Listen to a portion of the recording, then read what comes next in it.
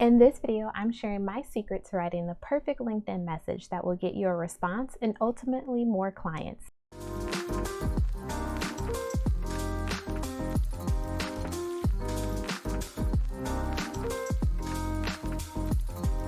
Hey, what's up YouTube? It's Natasha, the business recruiter. Welcome to my channel. If you are brand new, then thanks for checking out the content. I discuss all things recruiting, from tips and tricks to interviewing to starting your own recruiting agency. And if you're not subscribed already, then I encourage you to go down below and hit that subscribe button as well as that bell so that you can get notified of all of my new videos that drop each week. So let me say this first. There is no one right way to go about writing a LinkedIn message. Everyone has their way of doing it that works for them. However, this way that I'm about to discuss is what has served me well in terms of being able to land clients. What I have found is that your LinkedIn message really needs to contain three important aspects. The first is going to be an attention-grabbing subject line. If you're sending a message via LinkedIn as an in-mail message, then you have the opportunity to enter a subject line. And with that subject line, you want to make sure that it's concise, but also something that is catchy so your prospective client wants to open the message. And the key here is your prospective client,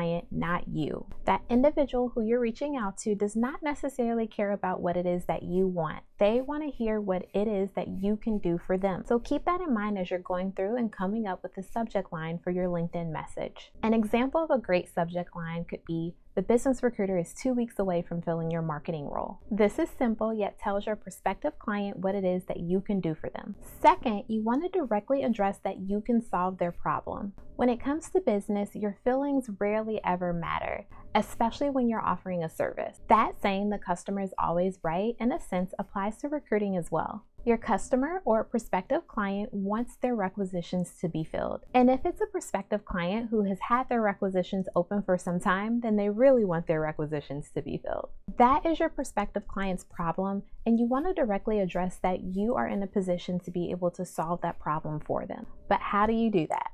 Well, let them know by tying it back to the open requisition that they have. Address their pain point or problem with a solution. That way they're more likely to want to work with you. An example of this could look like, I have a candidate who is actively looking for a new opportunity as a director of marketing. Your requisition is a great fit. Let's discuss the candidate's background further. And the part that you put in there about their requisition being a great fit for the candidate that you already have on the table directly addresses their problem. And third, you want to include a call to action in your message. This is usually towards the end of your message. A call to action is a specific item or task that you ask them to complete.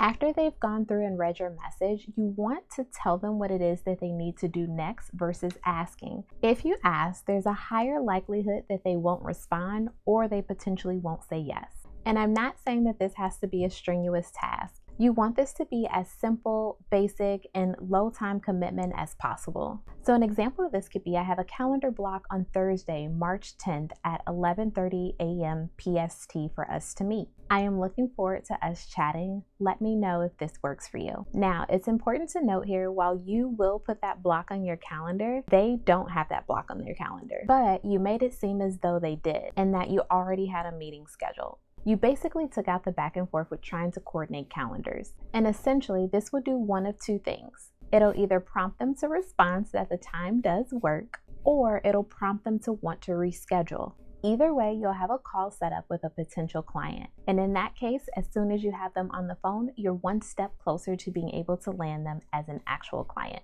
So if you want to see a full example of this LinkedIn message from start to finish, then I encourage you to join my Facebook group. I'll leave that link down below in the description box, and I'll share this free resource with my TBR community on Facebook. Well, that is it for this video. I hope that you enjoyed it. If you did, then be sure to give me a thumbs up. Also, if you're not subscribed already, be sure to go down below and hit that subscribe button before you exit out this video. Thanks for watching, and I'll catch you on the next video.